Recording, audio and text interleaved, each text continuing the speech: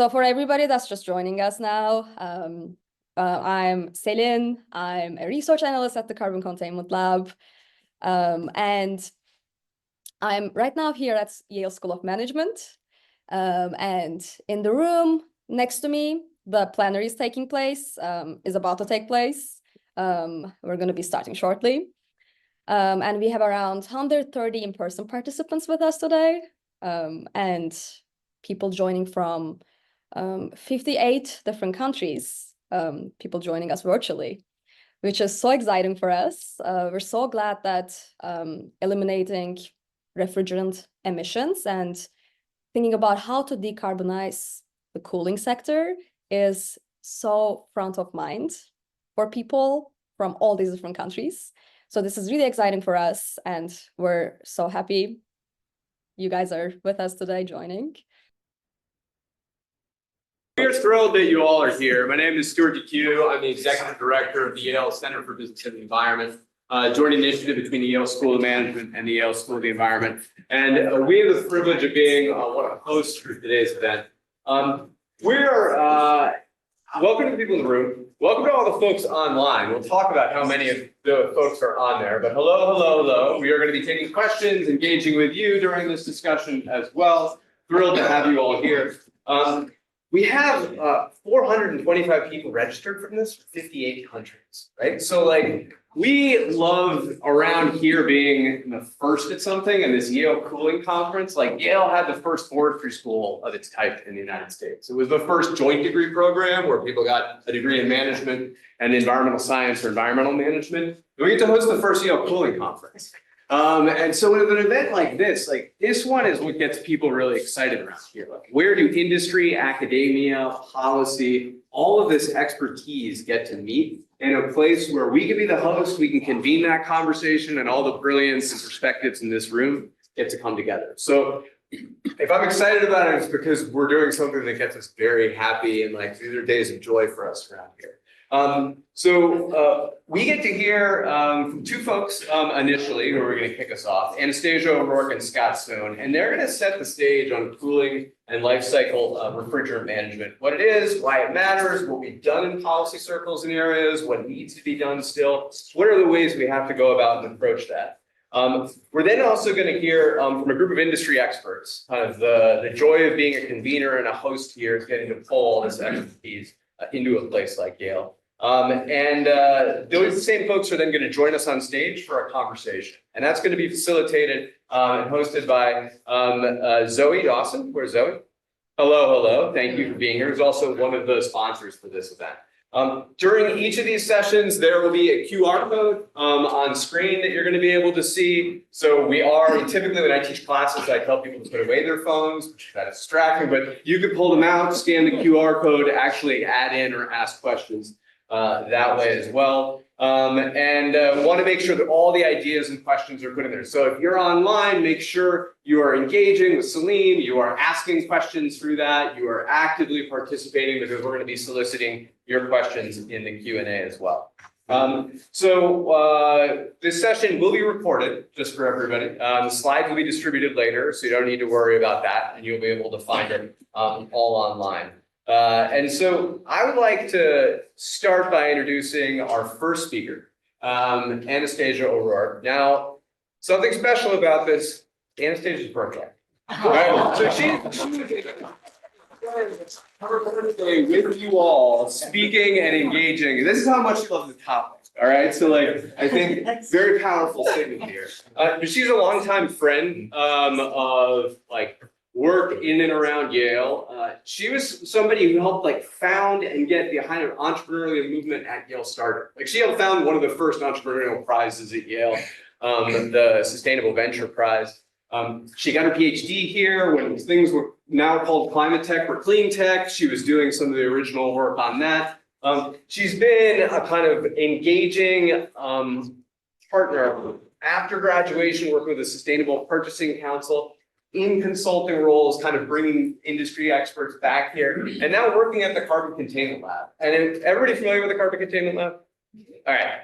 So one of the coolest organizations like spun out of Yale in recent history of just like, where do you find an incredibly diverse group of smart people who all want to attack a problem in the near term with global significance? And just, Dean and Justin and Sinead and Anastasia have just assembled a really fantastic group of people who really get into the weeds where markets and policy, finance, and business models meet. So just a great group. Anastasia will be kicking us off. And then we're also going to get a chance to hear after Anastasia from Scott Stone. And Scott's an attorney with more than 20 years of experience in climate change and clean tech law and policy. Before starting his own firm, Glencoe Strategy, Scott worked for an NGO, the Institute for Governance and Sustainable Development, a corporate law firm, Hutton Andrews Perth, and a data tech startup. He's one of the authors of the GAME Act in the US, was the recipient of the US EPA Climate Protection Award and the US EPA Stratospheric Ozone Protection Award for his contributions to the Montreal Protocol. Served as an advisor to the Carbon Containment Lab and is currently on the board of the National Park Trust Fund.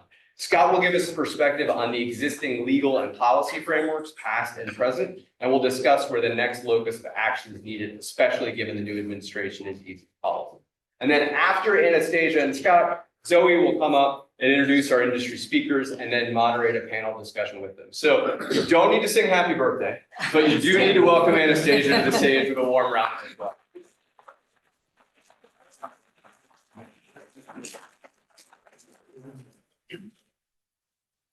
Thank you, and thanks to you for the warm welcome. Thanks for outing me as being my birthday. So it's a real pleasure to be here, and what I'm going to do today is talk a bit about cooling. I realised that currently in DC, it's kind of a hot mess, and also in New Haven, it's very cold. So why are we here talking about cooling? I've observed many trends in the clean tech kind of environmental space over the years. And I like these topics that are kind of very tangible, but they need reframing, and then we can scale them up. So I think we're really poised at a good moment with this issue of cooling and life cycle refrigerant management to really take off. But it's really a team sport, and I'll end with that point as well. But thank you to everyone in the room for making the trip and those who are joining us online as well. We do look forward to your questions, and we hope to also, if we can't answer them all today, we'll get back to you all in the future. So the Carbon Containment Lab, Stu said, we're a small team. We spun out of Yale. We're really passionate about finding climate solutions, and we bring an interesting perspective. So we bring an investment perspective, and that means we look for value and we look for scalability. And we also bring a scientific perspective, and there we look for measurable things. We look for real climate change solutions that actually make a difference in the contribution.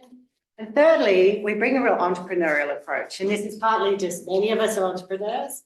And here we're looking for areas where we think are a little undiscovered, underappreciated, there's a gap, and maybe we get inspired from lots of different sources. So actually we started learning about refrigerants and management from one of our Yale interns, who Tilden Chow is in the photograph here in the top left. But Tilden, as a high school student, read Project Drawdown and got excited about refrigerants. Then came to Yale, continued that excitement, did all sorts of inventories at Yale, started to talk to us at the lab about it. He then joined us as an analyst, and we really learned from and with Tilden along the way. And Tilden and our team went out and saw lots of facilities together in Southeast Asia with Recoolit, who kindly hosted us, in Indonesia, in all over Asia, I believe, with IGSD and others. And really, if I can say one thing about our team, we're good at learning. And a lot of gratitude to those who have shown us the way and shown us really what's happening. But we like to emphasize getting out of New Haven, get out in the field, like to see what's actually happening in the real world. Because in particular, life cycle refrigerant management, it's very tangible. It's a thing that can be done. It's partly a management problem and partly an incentive problem. It's less of a big technology problem. So some of our other work is on carbon removal. And, these are very long-term projects dealing with moving CO2 around. This one is actually bigger, potentially, more, more in front of us, and a lot of people that are in the room are already working on it. So I just want to definitely give a lot of credit to all of the experts who've shown us the way. So let's just think about some of the macro trends in this sector. First of all, cooling, our buildings, our cars, our food, our industrial processes of various kinds. This demand for cooling is expected to grow massively in the future. So if you look out to 2050, it's expected to almost quadruple.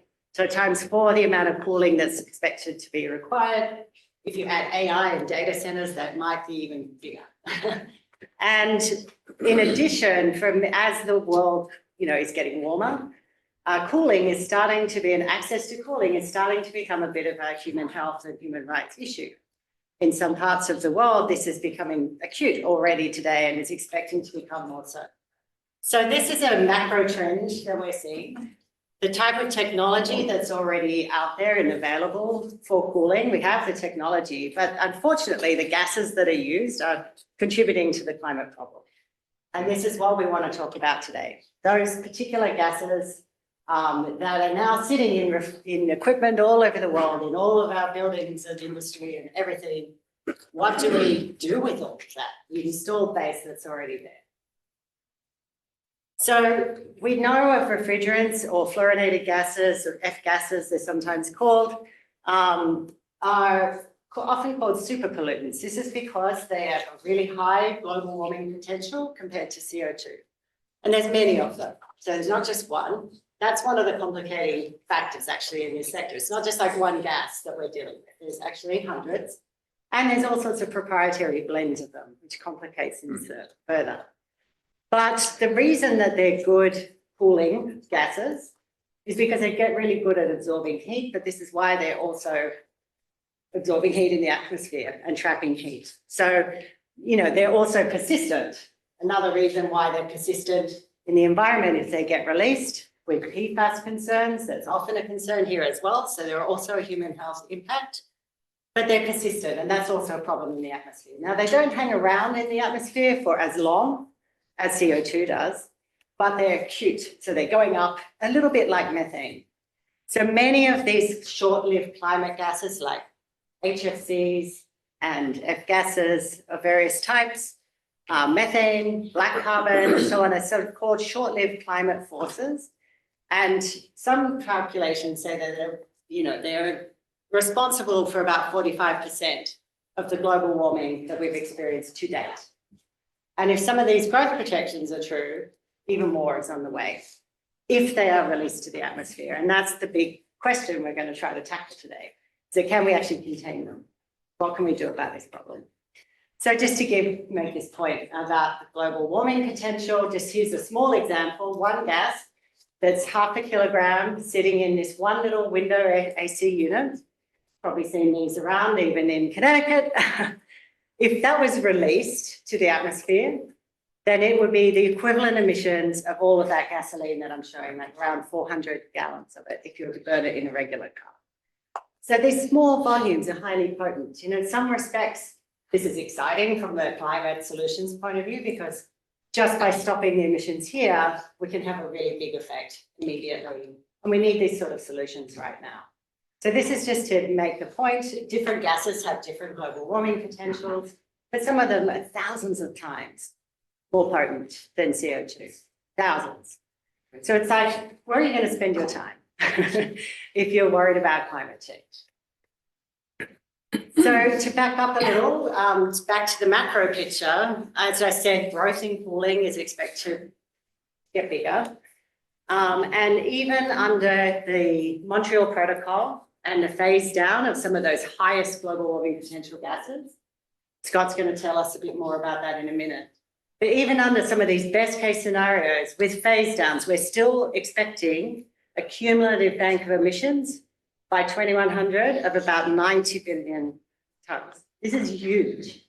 This is a lot of potential emissions. But as I said, is there an opportunity now to actually contain these and not let them go to the atmosphere? So we are going to now talk about lifecycle refrigerant management.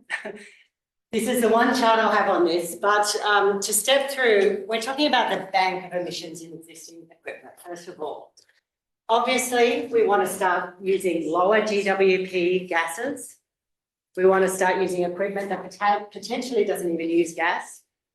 We want to use design approaches like not needing to heat our buildings, cool our buildings so much. All of that is very important. But for life cycle refrigerant management, let's just bracket those for a minute and talk about the gases that are in the equipment. So the emission sources are when the equipment is manufactured and installed, there can be leaks. When it's in use, there are usually leaks. By some accounts, with some equipment, that can be up to 20% a year. And then it has to be recharged, which is pretty typical practice. And that varies amongst equipment. We'll hear a lot more about that in our industry analysts. And then at the end of life of that equipment, what usually happens? Well, it can be recovered. The gas can be pulled out and it can be either reclaimed or recycled or it can be destroyed. But oftentimes, common practice is for it to be vented. And even though in the US and many other countries have laws against this, and in fact quite stiff fines, some estimates say it's about 10% compliance rate right now. And so it's very complicated to take it back, to figure out who's going to pay for it. It costs contractors extra time and hassle. They don't necessarily have a great financial incentive for it. And so there needs to be it's partly a management problem and partly an incentive. It's also potentially a circular economy type of opportunity. And I see some of the founders of the field of industrial ecology here, and I'm so curious for your questions and observations on this field of what it will take to make this a truly circular system and would prevent these gases from reaching into the atmosphere. So if we do all of these practices, and we're going to hear a lot more on our industry panel today about this, what could we potentially achieve? So this is through 2050, and this was a really important report. One of the co-authors of the report is here. We'll hear from her in a moment, Helen from Train. Also, our colleague Tilden Chow worked on this, but the Montreal Protocol community came together and said, we need to also look at downstream impacts, not just regulating the upstream production of these gases, but let's start looking at downstream. And that report said that potentially almost 40 billion tonnes could be prevented through these activities. And you can see the breakout there of from leak reduction versus end of life. So there is a lot of potential here. And the question is, how do we do this? How can we do this together? So to wrap up, I mentioned that this is a real team effort and a team sport. That means that we need a lot of different actors in a very large, complex industry. That, if you think about it, it's huge. It's a huge industry. We need policy levers on the one side. We also need, rules and regulations. But we also need end users of the buildings and the equipment and so on to stand up and actually pay attention to this issue. We think it's really underaccounted for. We think it's underappreciated. We think it's potentially hugely scalable, kind of cheap relative to other decarbonisation efforts in some sectors.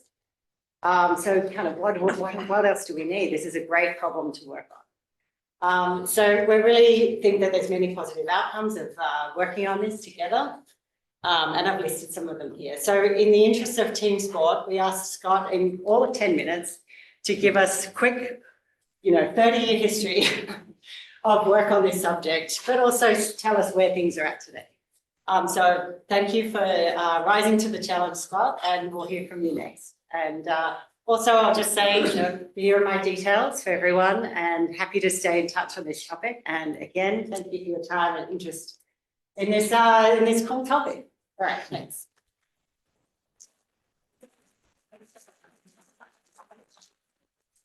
Thanks, Anastasia, and happy birthday. Yeah. I'm just going to have a sip of water. Do a second. If I end up sitting somewhere else on the panel, don't tell. Let's see. Okay, there I am. So why do we regulate refrigerants? It started basically with this guy, the late great Dr. Sherry Rowland, who along with his colleague, Dr. Mario Molina, in the 1970s, discovered that chlorinated brominated molecules, when they work their way up into the atmosphere, eat up the thin layer of ozone that surrounds the planet and protects it from harmful levels of ultraviolet radiation. And this was back in the 70s, when climate change was not on the tip of everybody's tongue. The big global atmospheric environmental challenge was the hole in the ozone layer. At the time, Dr. Rowland and Dr. Molina made this discovery, there were no substitutes.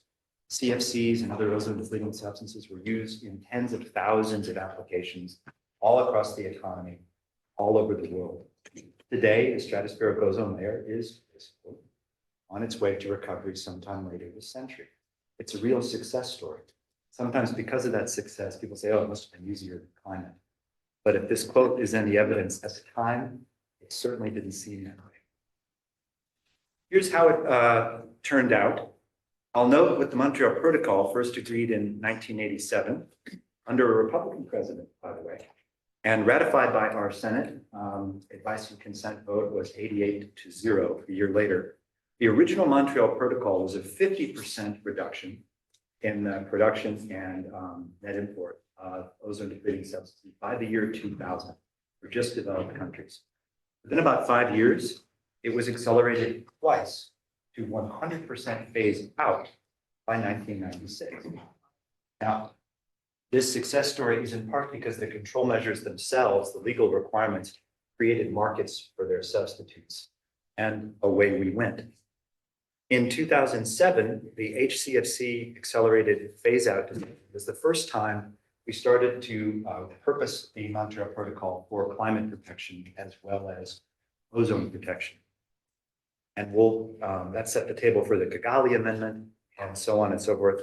Now I've left at the bottom, I know it's going to happen in the 21st century.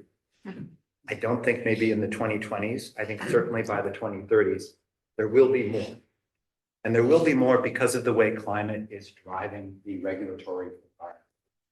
This study from 2007 by Bruce Felders, Stephen Anderson, John Daniel, Dave Fahey, and the late Mac McFarland showed that the Montreal Protocol, in addition to setting the ozone layer on a path to recovery, is the best climate treaty we've ever had, and it's not even close. CFCs and other ozone-depleting substances are also potent greenhouse gases. What this basically shows is that without the Montreal Protocol, climate impacts forecast for 2050 would have arrived in the year 2000. So it's a remarkable head start in dealing with climate. And it's why I think the Kigali Amendment, bringing HFCs over to regulate them under the Montreal Protocol, picked up so much steam. The environmental benefit, though, wasn't the selling point. You know, it's there at the bottom, 0.5 degree of projected warming avoided by the end of the century. But it really was the business case. Past transitions in refrigerants were complied with at a profit for many firms. There were trade benefits. It created a stable regulatory environment that rationalized investment. These were all really important all throughout. Now, when the first conversations back in 04, 05 were had about maybe we should bring HFCs over from the Kyoto Protocol, the Montreal Protocol, some people really lost their minds and blew their stacks. You know, this is an ozone treaty, that's a climate treaty, we can't, this doesn't deplete the ozone layer, what's it doing over there? There was a lot of initial resistance. But over time, a couple of things. One is, you know, projected climate benefits. And when the industry community and the environmental community in this space come together and align, things happen, things change. It's really remarkable. We don't see that kind of comedy, I think, in a lot of other sectors. We have multiple examples here. Now, to take a step back, Montreal Protocol's legal architecture is quite elegant. It takes as its point of regulation the upstream production and import, basically, of ozone-depleting substances. Far fewer point sources of that than there are the many millions of air conditioners and refrigerators all across the economy. Its technology and economic assessment panel, TEEP, is really without fear in terms of making objective decisions about what's technically and economically feasible on a sector-by-sector basis and what isn't, and then control measures that can adjust accordingly.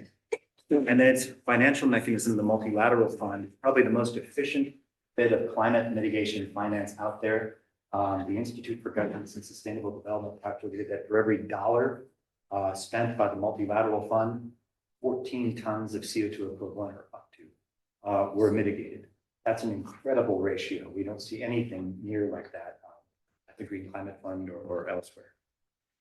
So the AIM Act, the domestic legislation implementing the federal HFC phase down, was enacted in December of 2020. It was done on a bipartisan basis, and it carries over the Montreal Protocol's upstream constriction of supply, but it has a few additional features. In the midstream, it authorizes EPA to establish GWP thresholds for the refrigerants used in new equipment on a sector-by-sector basis. This is to effect an orderly transition from high GWP refrigerants into low and lower GWP refrigerants over time. And then downstream, while we're here, it also provides a broad grant of authority to EPA for refrigerant management, reducing leaks, encouraging recovery, use of reclaim, and ensuring destruction. So the regulatory landscape for LRM, I think, is interesting. One thing I'll point out at the top is when we were dealing with just ozone depleting substances and focused on the ozone layer, the focus was just, let's squeeze up upstream production. Let's just assume that whatever's already out there and in equipment, even if it winds up in the atmosphere, that's okay. That turned out to basically work. The ozone layer is going to recover. For climate, it's a little bit more complicated. For one, as Anastasia pointed out, HFCs are short-lived climate pollutants. We could turn off anthropogenic CO2 emissions today. Atmospheric concentrations of CO2 won't change in a material way for hundreds of years. By contrast, some of the lifetimes of the HFCs are so short that if we turned off HFC emissions today, we'll see benefits to the atmosphere within a decade. This is climate relief when it's needed the most. So all of that HFC that are out there, 40 billion something tons, which is a huge amount. The more we can keep out of the atmosphere, the more immediate relief we're going to experience. This puts the focus on lifecycle refrigerant management. I'm a lawyer, so why have a graph when you can just write everything out in words? Sarah, big tech law firms are conquering the world with word perfect. So, to me, it breaks down into two elements: operational life of equipment, leak prevention, detection, and repair, using reclaim for servicing, and then end of life recovery, and then either reclamation or destruction. One of the tricks, though, is where do you regulate? So where's the refrigerant being used? It's not really at point of manufacture for the equipment. When it's in use, that makes more sense. And then obviously those equipment owners are not servicing their own equipment, although I imagine there's probably at least one person who does that. But it's the contractors and the technicians doing it. So what have we got so far? Well, at the international level, the Montreal Protocol has no legislative function for LRM, but there have been two very important decisions of the parties over the past 2 years. The Carbon Containment Lab has played a major role in raising awareness and driving support for them that I think have elevated the profile of LRM within Montreal Protocol circles, authorized the multilateral fund to consider to fund demonstration projects to show that this can be done. And I think you're starting to see interest among parties to incorporate LRM principles into KIPs, which are Kigali implementation plans based on FCs, and then NDCs, the Paris Agreement artifact national contributions. At the federal level, there's ample authority. In case you've been living under a rock for the past couple of months, we're not going to see probably a lot of federal regulation on refrigerant management in the next 4 years. But in September of last year, EPA did finalize requirements that took a relatively light touch on leak detection and repair requirements for commercial systems, then a requirement to use reclaimed refrigerant in certain commercial systems, not until 2029. It's really been at the state level where we've seen the most activity. California has been out in front. Its R4 program required the use of a certain percentage of reclaimed refrigerant in new AC, and VRF is variable refrigerant flow equipment. And then back in 2022, Senate Bill SB 1206 established a pair of requirements that are noteworthy. One is a ban on bulk virgin refrigerants above a certain GWP. This means bulk means it's in a container, not in equipment. Virgin means it's newly produced, and starts right now in California with 2,200 GWP or higher. can't be sold descends to $7.50 by 2033. And then for all state-owned equipment, and there's quite a bit of it in California, for servicing has to use reclaimed refrigerant.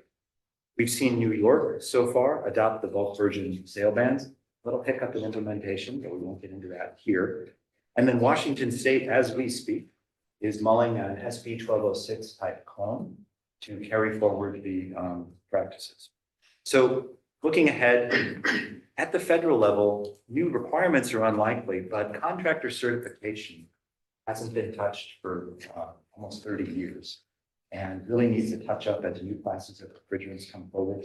There might be a space to consider that. That wouldn't necessarily lead to requirements for LRM, but it certainly could raise awareness, provide resources and training to the people that are actually doing all the work. California's there, other states might follow suit. There's a need, I think, to catalyze long-term planning. Because come 2029, remember that upstream point of production, ready or not, we'll be at 30% of the baseline by the end of the decade. There probably won't be enough to go around. It takes time to develop supply chains for reclaimed refrigerant. If you plan ahead, it can absolutely happen, but you need to start now. And these regulatory requirements at the state level can stimulate that kind of activity. I'll close with the private sector. And that's where I think maybe is most interesting, particularly for some of the folks here. Montreal Protocol has always, from the beginning, been driven by private sector development. In the early days, it was the chemical companies. And how about this? A global atmospheric environmental problem.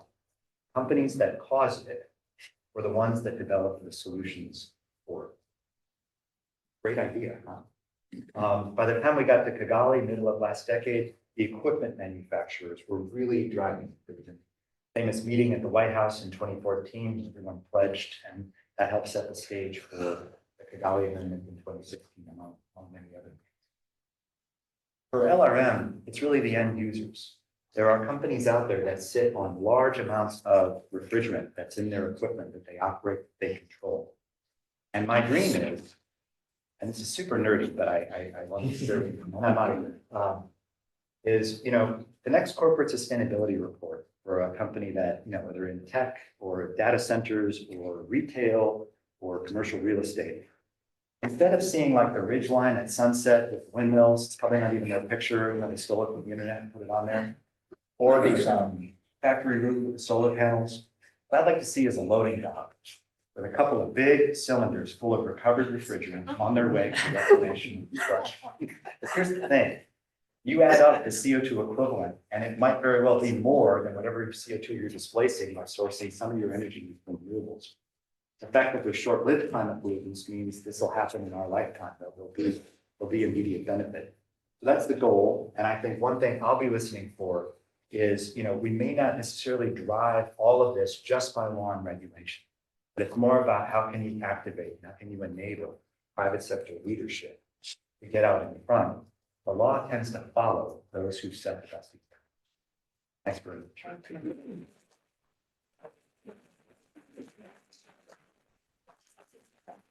I was told not to share my additional thoughts, so I'll jump into the section and do this. I guess we'll move forward. Scott, the good news is I think you and I both share similar dreams. So this is the only slide that you'll see from me because I have the pleasure of being able to actually introduce our industry panel that is coming on. But I did just want to share very briefly a few quick sort of reflections and remarks. Number one, this is an amazing space that we're all in. So I just want to say thank you so much to the Yale School of Management. I mean, it's absolutely beautiful. Thank you for sharing your space, your networks and everything to bring equally such an amazing audience together. 400 people is certainly not the turnout that I thought we would get. And typically one of maybe 2 or 3 people at an event that's jumping up and down somewhere in a corner about refrigerants. And somehow we managed to get everybody engaged and either interested in learning a little bit more about why we care so desperately about refrigerants or specifically interested in understanding what they can do themselves to take that practical step to integrate lifecycle refrigerant management into their own operations. So as the slide says here, I'm CEO of REEF, and other than being one of the hosts of this event, which I'm again very, very grateful for, REEF is a new nonprofit. It stands for the Refrigerant Emission Elimination Forum, and specifically we collaborate with end users. So you heard both Anastasia and Scott talk about the important role that the private sector plays and the important role right now that end users, so those owners and operators of equipment, play in managing this huge bank of HFC refrigerants that we see. So we do that in multiple different ways. Obviously, this is the perfect forum. We love to be able to engage, to be able to inspire, incite, and educate people about the critical need for elevating the importance of life cycle refrigerant management and why it matters to you, why it matters to your business, why it matters to your customers. We also like to bring everybody together to actually aggregate demand. So you heard just very early at the beginning, when we talk about managing refrigerants, yes, we're talking about managing refrigerants in our existing assets, our existing heat pumps, our existing air conditioning units. But we're also looking forward to understand how do we best manage asset purchase with refrigerant in mind. So that aggregated power of the end users that are buying equipment that need to understand, is there technology available right now that actually meets them, helps them meet their net zero goals? We're aggregating that power so that we can actually help to support and drive market change and make those technology solutions available.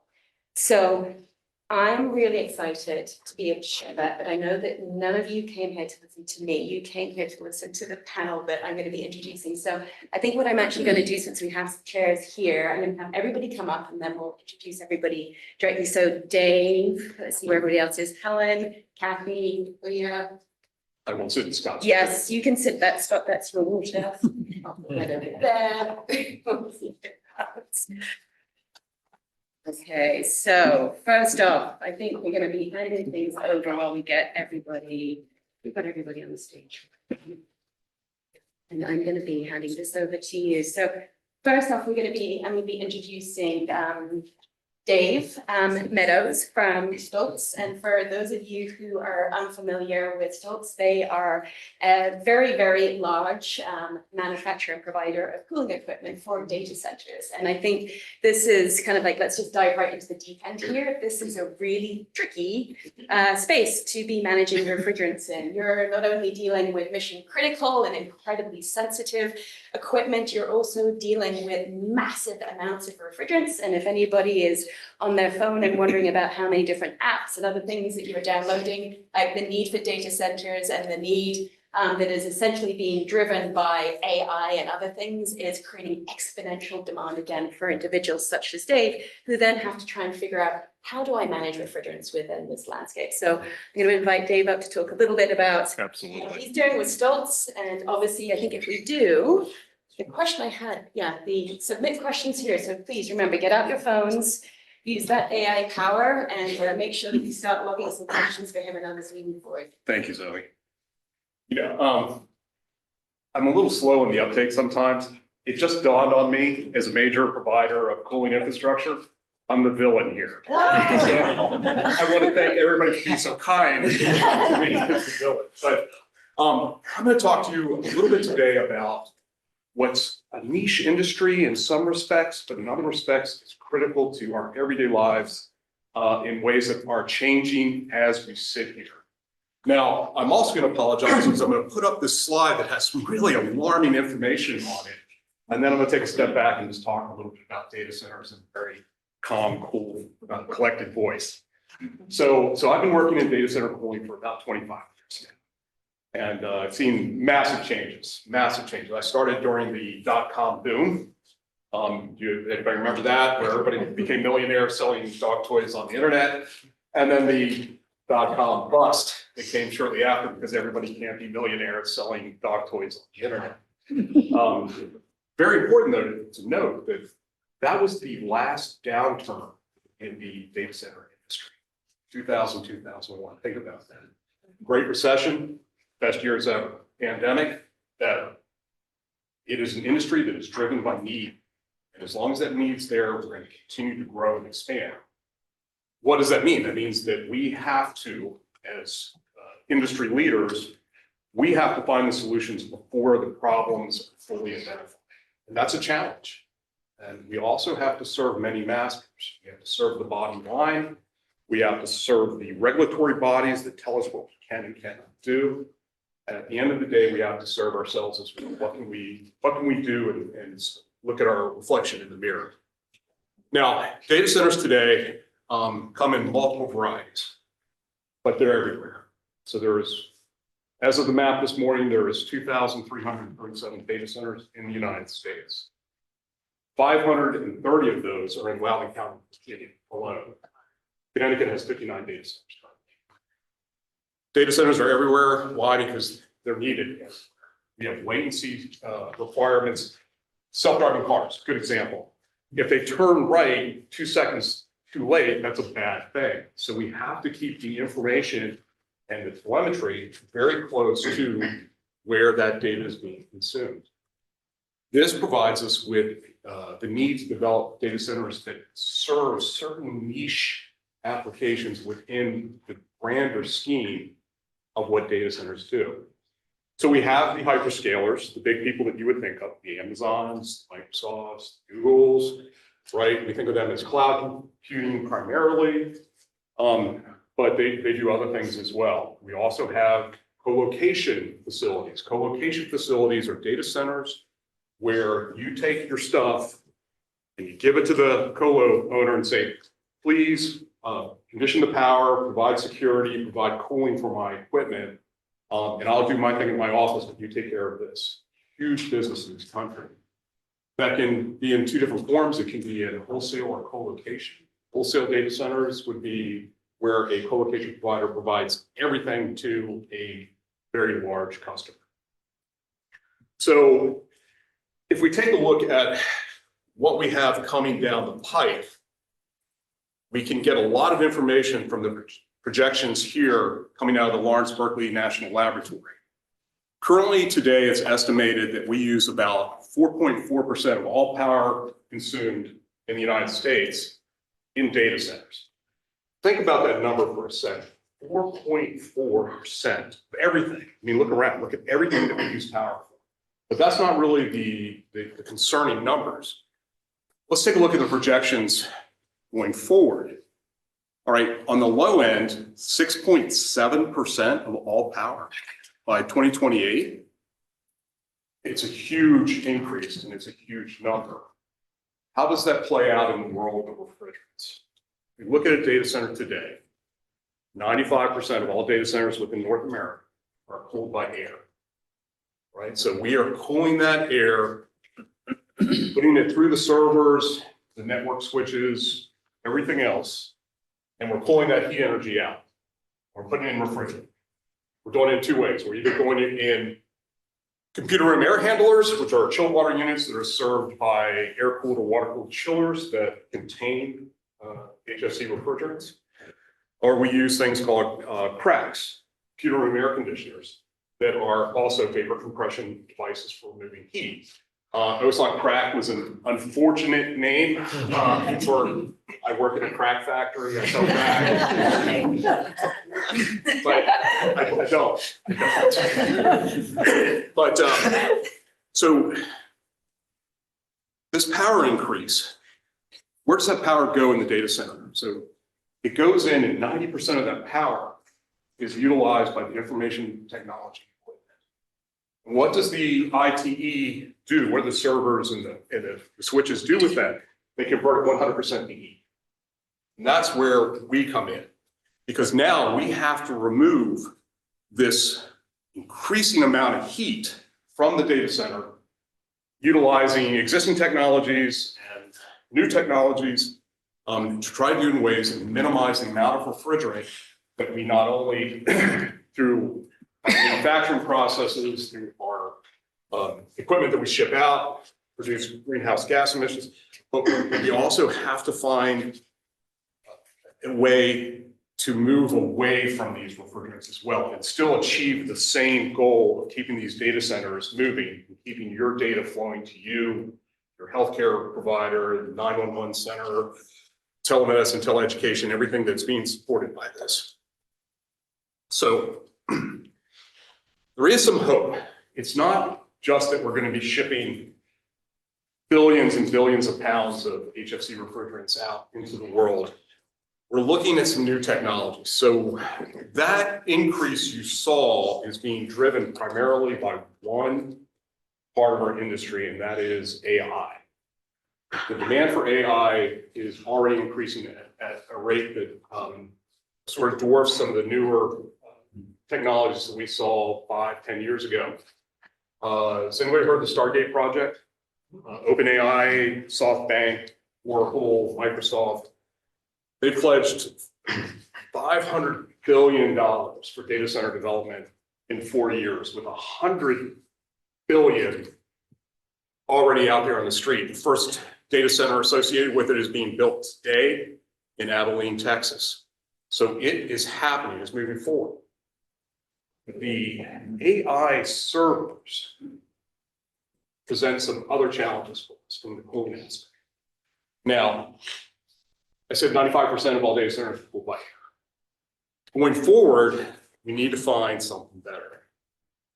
And we know what it is, right? It's a liquid. It's a liquid. Let's just say water now. If I'm cooling a server with air versus liquid, on a per volume basis, if I use water with just a little bit of propylene glycol and a little bit of an inhibitor in there, on a per volume basis, for 1 degree Fahrenheit change in temperature, water is 3,600 times, can carry 3,600 times the heat that air can. It's simply the physics. It's the greater mass in that volume, and it's also the specific heat capacity at constant pressure, or thermodynamic property of water that exceeds the capabilities of air. So there are some hopes there. We can do that with water. The concern is that we are also looking at the pie getting greater, so the amount of air cooling that we're looking at is going to get greater as well. We need to continue to invest heavily in these new technologies and move forward. And the last thing I want to put out there, because I'm out of time, is that the refrigerants are very important. We need to keep an eye on them. We need to reclaim them. We need to track them. We need to inventory them. But we also have to have a balanced approach, because what's going to happen in the environment as we move forward is going to be dependent not only on things like the gases that we physically emit, but also the energy efficiency of these data centers. Thank you very much for not throwing anything at me. Yeah. Well, I will complete. I also want to make sure that my strong gets to come and join, and we didn't realize we were doing a musical chair game today, but one chair short, so please you can continue. Hands up, who knows who IKEA is? Okay, this will be an easy introduction. And so, heads up commercial real estate for North America for IKEA, and has got just such a tremendous story to tell, really, about such a prominent brand.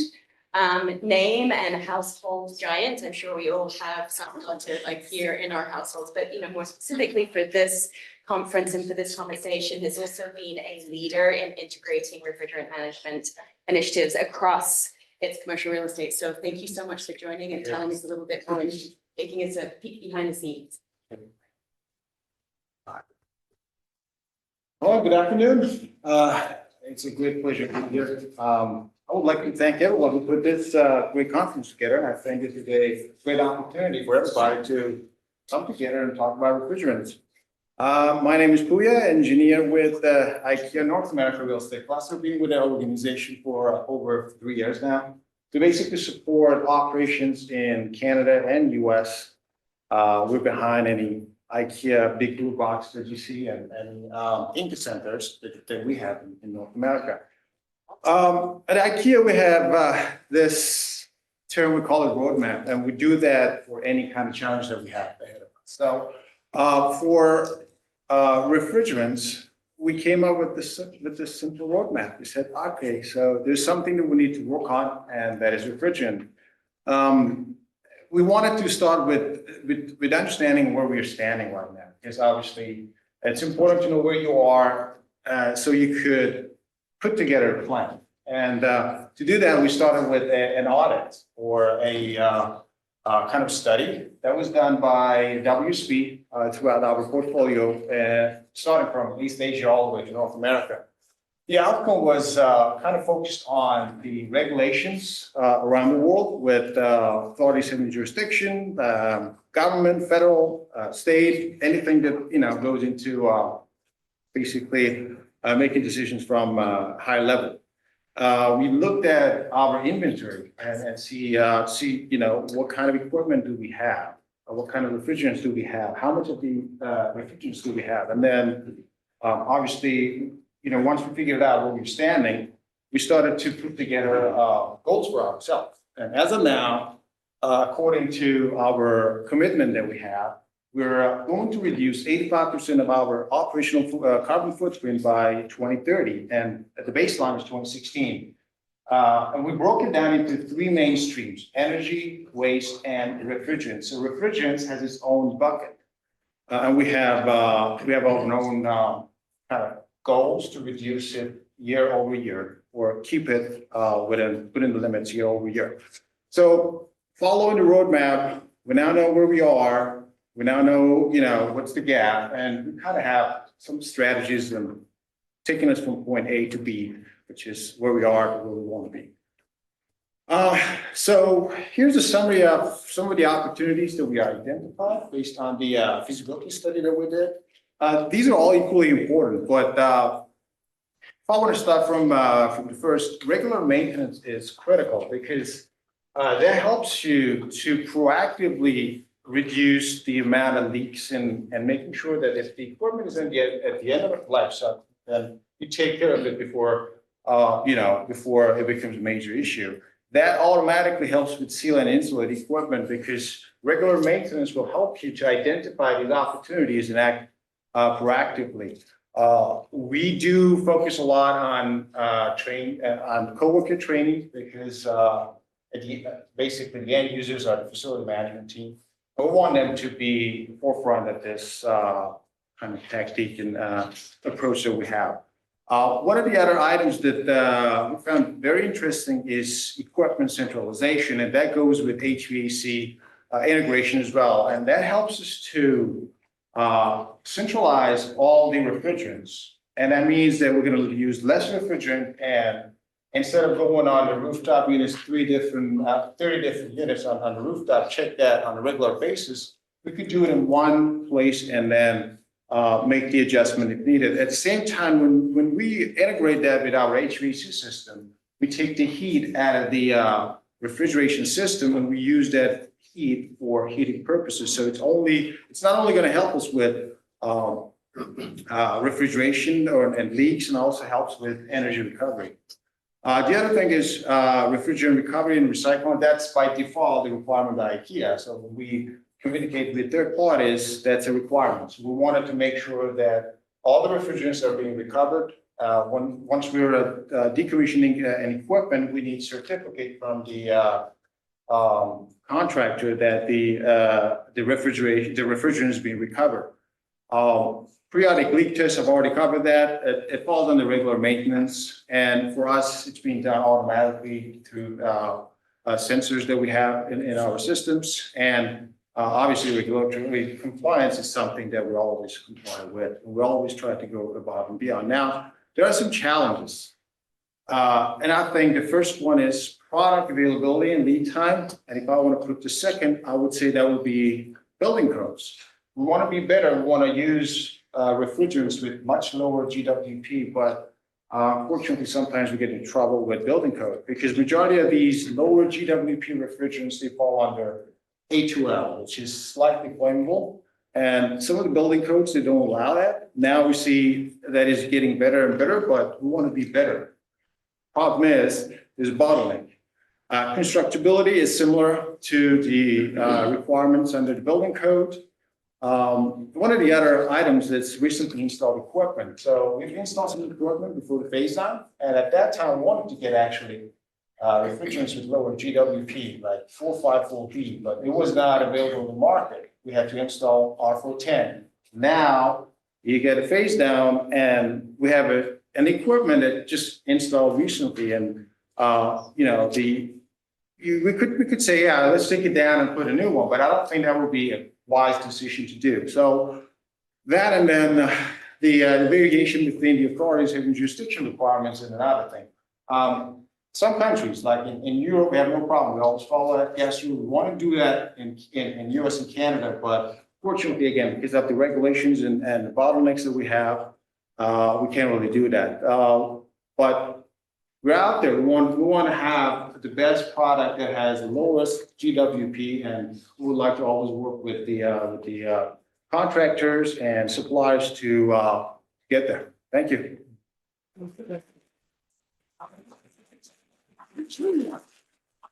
That's an example of where the rubber hits the road. So next up, I'm going to introduce Helen from Trade, who very, very graciously stood in for Scott Chu, who had a family emergency at the last minute. Helen and Trade, I don't think need any introduction. They're one of the world's largest manufacturers of heating and cooling equipment. But Helen's actually here to tell a little bit of an unknown story about how Trane has specifically focused on elevating its own commitments and management of refrigerants across its business ecosystem. So Helen, I'm going to let you take it away, and I'm going to figure out where to sit so that I can. Okay, sorry, I don't know what to do. I feel like we're playing musical chair. I'll sit here. So, like many of the companies, that you're hearing from, we have our sustainability commitments at Trane Technologies. We are aligned with 1.5 degree for 2030 and 2050 net zero goals. We also have a gigaton challenge. So our leadership is paid in part by reductions in greenhouse gas emissions from the customer's use of our products. So we manufacture equipment from ranging in the temperatures from -80, think vaccines, all the way up to industrial heating. So we're trying to expand the range of decarbonized equipment. So we're paid, our leadership is paid in part based on reduction in those emissions. And so we have laser-like focus on this. Every person in our company is to have a sustainability goal every year. And one of those goals can be around refrigerants. Here's our hotspot analysis of our emissions. And this is in our sustainability report. And there are pictures of refrigerant cylinders in our sustainability report. So that's a dream come true for you. But you can see here, our scope 1 and 2, it's really not much, right? It's really all about scope 3, and that's energy use and refrigerants. That's kind of what it's all about for us. And we're a little bit different. So we manufacture all that equipment, but we also provide energy as a service, so solar panels, and we help to optimize energy use, and we also provide these other services. We act as a contractor. We have over 3,000 technicians that work for us, and we have over 200 Trane supply stores in North America. So we act as a distributor as well. So we kind of take all these places in the value chain, and so it enables us to kind of behave a little bit differently. So I had an opportunity yesterday to kind of talk with one of our best-in-class distributor folks. And one of the things that I learned is that we test new strategies all the time to encourage the recovery of refrigerants to bring it back. Because the bottom line is, if you don't bring it back, you can't do any of the other cool stuff on this slide. And maybe it's a little bit less cool to some people than it is to me, but recycling refrigerant, reclaiming, reusing it, cleaning it up and reusing it, selling it to somebody else, destruction, those are that's where the rubber meets the road in reducing these emissions at the end of the day, at the end of life. And so we're not afraid to try new things.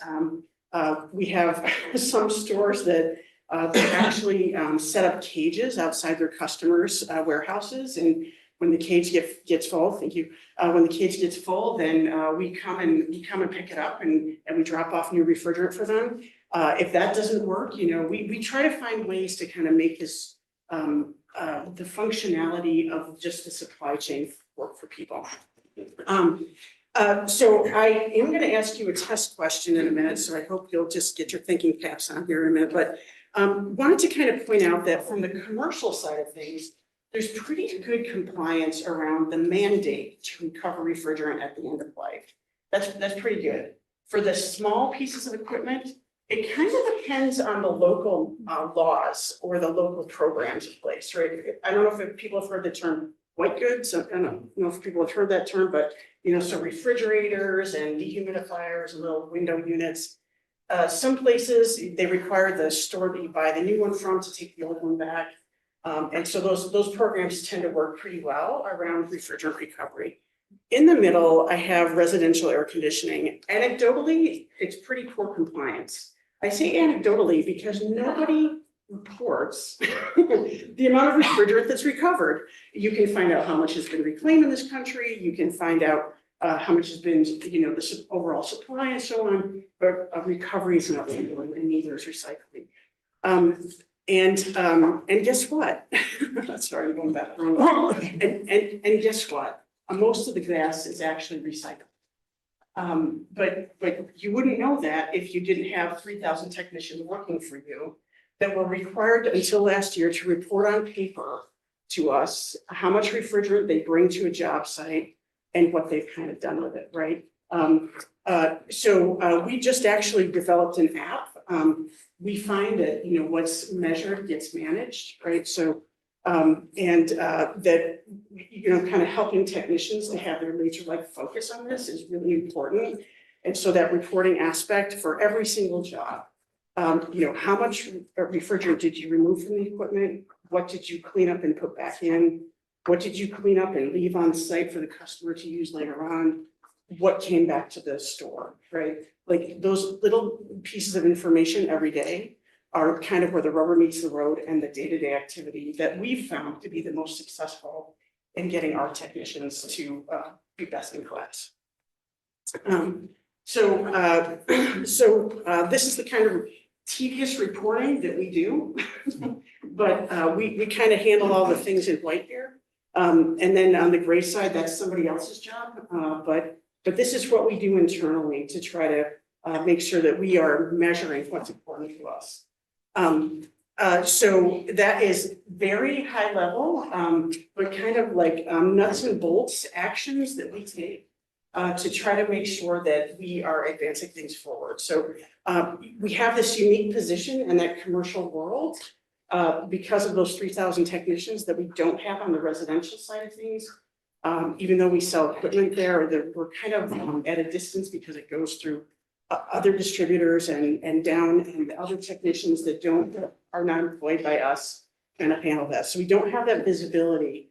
But we're not afraid to try new things, and we're going to keep testing them with our technicians and with our distribution model, and encouraging governments to test some of these things, some of these models to see what works to encourage that recovery.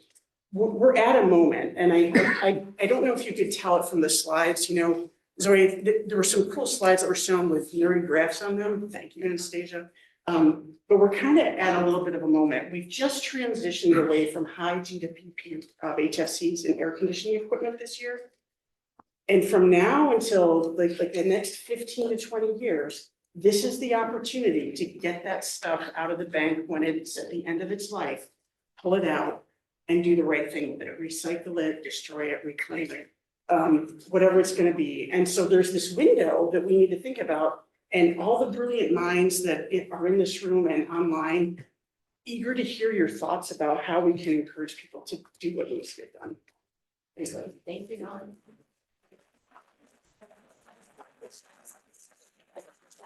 Perfect segue, because now I'm actually going to be introducing Mike Armstrong, who is president of AGAS, and AGAS, the area that was grayed out, they are one of, the nation's largest reclaimers. So obviously play an incredibly important and pivotal role as we try to increase the amount of reclaimed refrigerant around and drive that recovery activity. Good. Thanks, Zoe. Mike Armstrong from AGAS. This is my second time at Yale University. My first time I was a 12-year-old kid from Alaska with a bunch of Alaskan hockey players.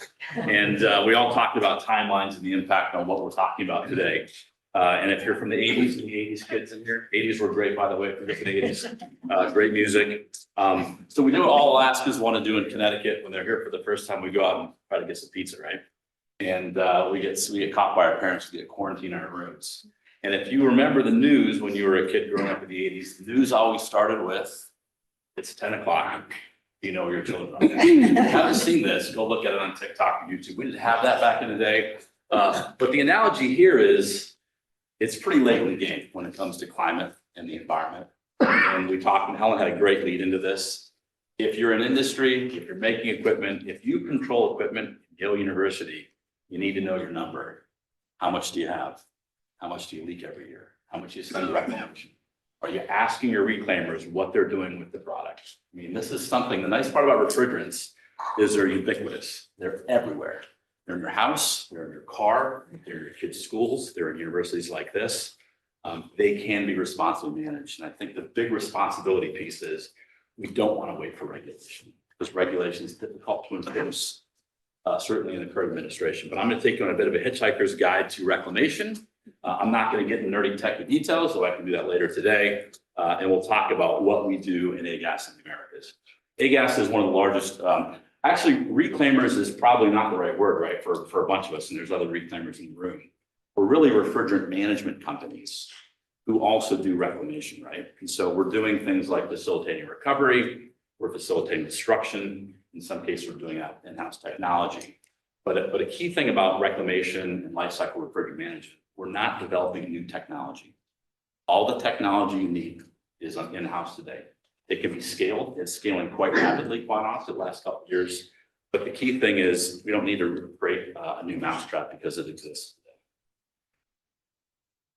So this is the circularity of lifecycle refrigerant management. Just a quick number of slides and some of the benefits. And to some extent, you know, and certainly in the current political environment, there's something in this for everybody, whether you're a D or an R. There's something in this for a lot of people. One of the really important parts is, and one of my friends in the audience always says this, refrigerant management is about shutting off the spigot and cleaning the house, right? So this is about refrigerant production. So the more that you can reclaim and the more you can introduce back into society, the less reliant you are to run refrigerant manufacturing facilities. That's the reality. And in the United States, there's probably 2 billion pounds of HFC in the installed bank that can be used to supply tens of years of production in the country. It also ensures, as some of the colleagues mentioned earlier, product supply during phase downs. People who put in new pieces of equipment, for example, my colleague earlier, should not need to worry about replacing that because they can't get gas. If they're concerned about that, and they haven't talked to a reclaimer, they should make that connection really, really early. In the United States, we have a bit of a benefit because of kind of the amount of product on the ground right now, but there are countries around the world, a lot in South America, in the Middle East, who are concerned about product availability. Reclamation is a huge key for that, to be able to ensure that. I always tell people that a pound reclaimed or destroyed is a pound that's been recovered. And if it's not recovered, it's being bent to the atmosphere. We probably put into the US-based 250 million pounds of HFC refrigerant last year. We recovered 10. So if you think about the scale of where it's going, there's only one place it's going. And CO2 is F gases are a non-CO2 gas. You just can't suck them out of the air. You have to suck out a corresponding amount of CO2 to balance it. Another important part that's something that's more on the conservative side of this is about half of our refrigerants in the United States are not manufactured in the United States. They're manufactured in China. And so we are one geopolitical, oh crap, away from having half of our refrigerant supply shut off. And we're probably putting tariffs on that, you know, depending on what's happening today. But this is a way to get a bit of energy independence, refrigerant independence, is by using reclamation, supporting small American businesses to grow this. The products are everywhere. I mean, they're all over the country. As I said, you know, lots of technology to make the magic. These are the players talked about. It's 10 o'clock, you know where your kids are. This is where your gas is, right? It's with HVAC contractors, it's with wholesale suppliers, end users, equipment manufacturers. All that product is then recovered, right? A big part of recovering reclamation is cylinders, lots of them, little cylinders, like a propane tank. They cost about $100 per tank. So the art of bringing that cost in the marketplace and creating incentives for all the recovery companies is a huge part of making the reclamation cycle work. But it worked very effectively between 22 and 2023, the last reported year, 40% increase in reclaimed material in the United States. I would expect the next report, which is due out in October, to be 25 to 30% growth. That's incredible growth in a sector that has not grown a lot over the past 20 years. And from that, when you bring that to a reclaimer or a lifecycle refrigerant management company, we're doing a couple of things. We're reclaiming that, classically taking the oil and the water out of the refrigerant, which is pretty common. We're separating that. Chemicals get mixed together. There's very few things that we can't separate in the reclamation world. So the comment of, well, these things get hopelessly mixed is a bit of a misnomer. It's a bit of a myth, right? And that with technology that's in-house on the ground today is incredible. And if we can't, and there's very little product we can't reclaim, we send that out for destruction. We run a couple facilities in the United States that are doing pyrolysis, so super high temperature incineration of product, which is an important part of managing. But on this slide, nothing's been invented. Right? That's the key. That's the goal. And so when we think about what our number is, our number should be where are we bringing our products, because a lot of people in this room interact with these folks, to include homeowners. You've got these systems in your house as well. So who can play a role? Just some examples of things that are working really well. So in Brazil identified that there was not enough demand for HCFCs, R22, for example. And so what they did was proactively reduced the allocation program. I think that's a great example for our own country and other countries. I mean, there's not enough demand for product, continue to keep it, somewhat tight. And again, as I say, the more that you do, the less you're going to have to rely on virgin production. We can slowly move those factories and other them. Businesses and end users, this is your responsibility. You cannot delegate lifecycle refrigerant management to a third party. I mean, legally, you can't delegate it. We all have an obligation to comply with the Clean Air Act. So these products under your roof, maybe not your own personal roofs, but if you're a business owner, you have a responsibility to manage and use the right technicians and the right capability to get that product to the right part of industry or end of life. And so good examples in industry, there are OEMs today who are making equipment that runs on reclaimed product. That's new, that's fresh. It's really happening in Europe for the most part. But more and more manufacturers are making products. We talk about the incentives for reclaim, make products that can run off of reclaim. They'll all run off of reclaim because most of the service gas is coming from the reclaim industry. A great example of where reclamation works that you should all feel safe about. Anyone flown on an airplane in the last 30 years? That has been reclaimed product since 1995, 1994. I've heard a lot of issues about halon systems not working on airplanes. In fact, there were lots of examples of halon systems working on airplanes recently.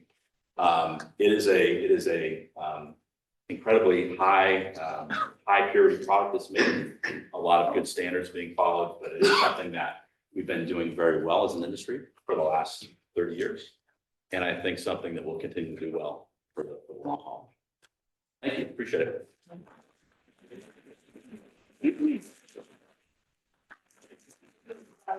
Making sure just landing it there of, this misconception that, reclaim isn't as good, we really need to really debunk that as well. So thank you for landing with that. Finally, last but not least, I wanted to introduce Kathy. Kathy is a literal powerhouse when it comes to leading sustainability initiatives in the grocery sector. She's held multiple different positions at ADUSA, Whole Foods. She's helped spearhead their race to net zero, created the sustainable grocery store of the future or something like that. And she's also got lots of podcasts too, which I haven't had a chance to log into, but if you Google her, you probably can find out more accolades about her wonderful adventures today. But Kathy's going to be closing us up, and really from her experience, trying to manage these really tough challenges, and working with teams and working with contractors, and how do you actually function and make it work across so many different stores with such big refrigerant loads. So we'll walk through some of these practical steps to driving refrigerant management, reclamation, recovery, and contractor engagement, and all of it together, and bring us to a close so that we can hopefully field a few questions from everybody. So thank you, Kathy. Thank you. Hi, everybody.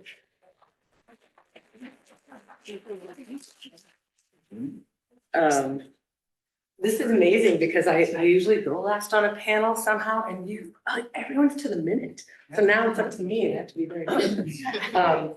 But it's wonderful to be here. I know Stu mentioned the firsts with Yale. I've been impressed by Yale and the sustainability focus for almost 20 years, back when I was on the board of Clean Air for Planet, and also with Hope with Market, and a few colleagues that Tristan Coffin, Jamie Mitchell, and others, we came down and spoke, and I also worked with folks on the forestry.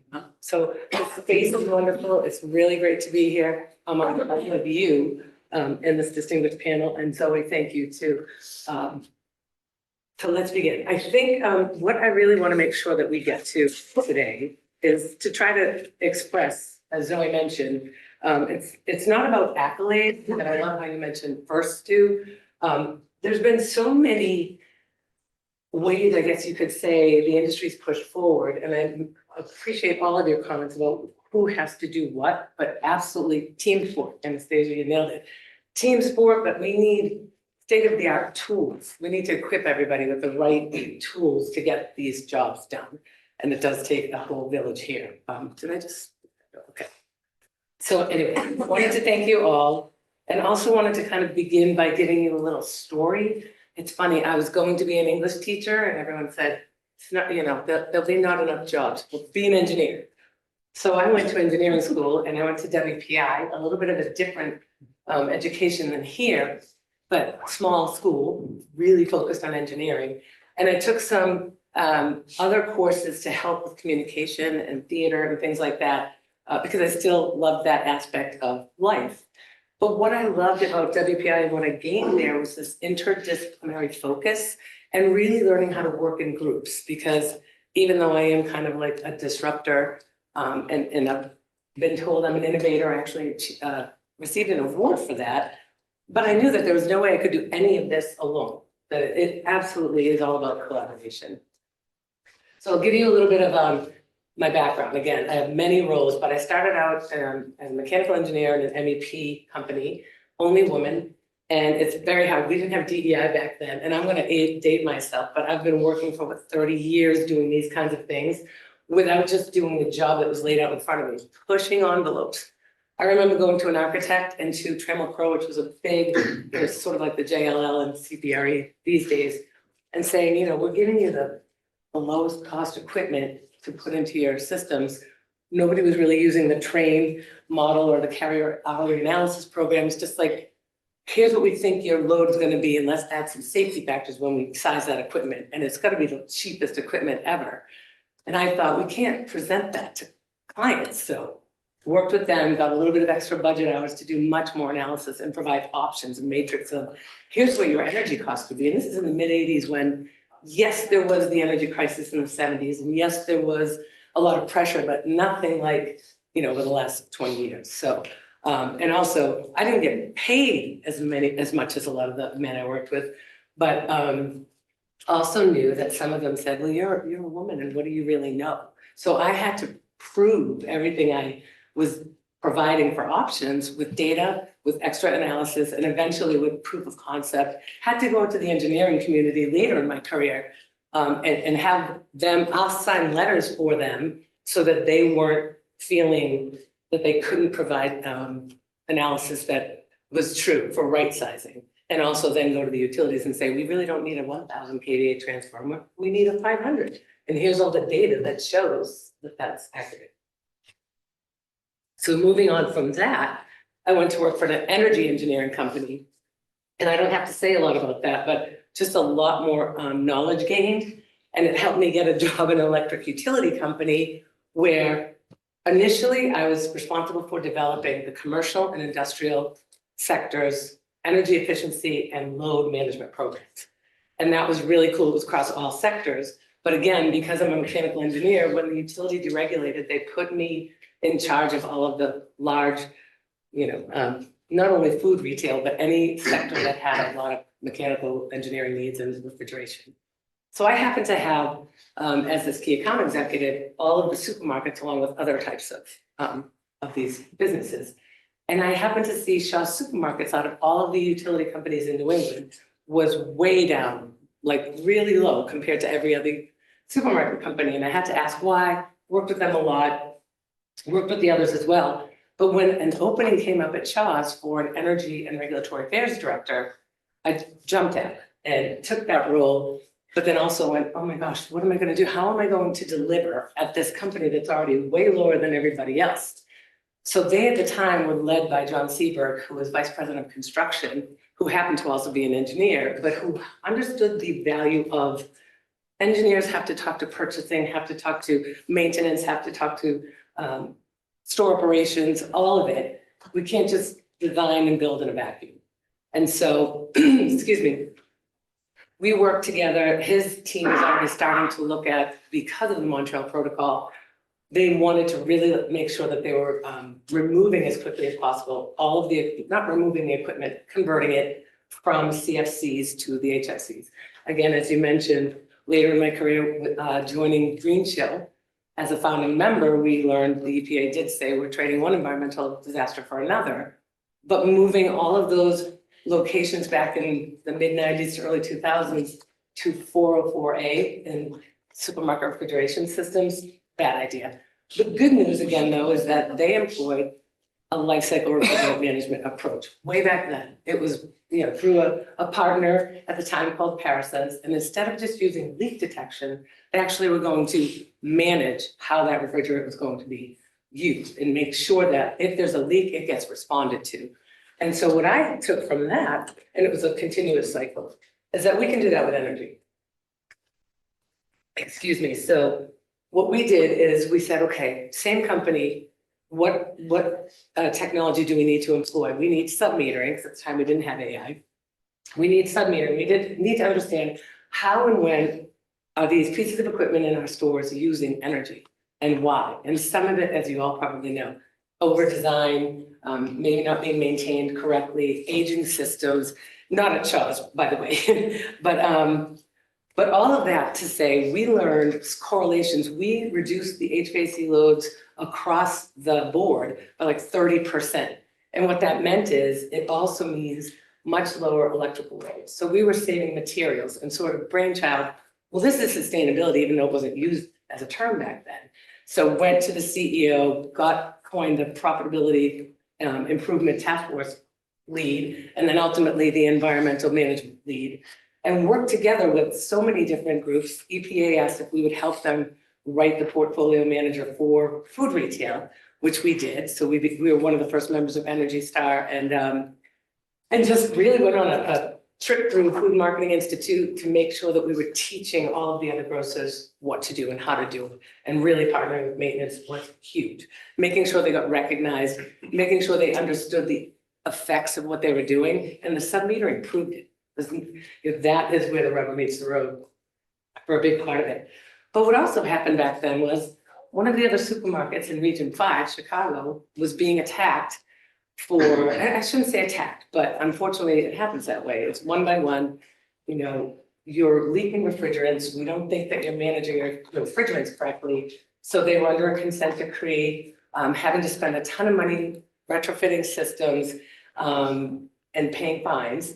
And I went to, because I was on the Energy and Technical Services Committee at the time, and I went to council, FMI council, and I said, can we work with EPA as a group instead of one supermarket at a time? We did, and that was kind of the foundation for Green Chill too, that way. So I love tying this all together, but it is absolutely all about where do we work with academia, where do we work with policymakers, how do we volunteer, and then show what can be done, and then bring that to larger groups. But there's so many things that actually can come out of that. We also got to, because of this, a lot of the things that we were doing, the CEO said to me, well, you've saved so much money. Is there anything else you'd like to do? I said, yeah, I want to buy some renewable energy. There was no renewable energy back then. It was like 2000. We put solar on one of our stores, and he paid for it because he said, well, you're saving so much over here. And it was learning how to talk to leadership, finance, purchasing, and really speaking to what they wanted and understanding it and telling a story. And when we could communicate all of the benefits of what we were doing, we tended to get more from a budget. So that was Shaw's. And then after Shaw's, worked for a company, small high-tech company, where again, a lot of the customers were food retail, but worked with the utility and had even better programs for understanding.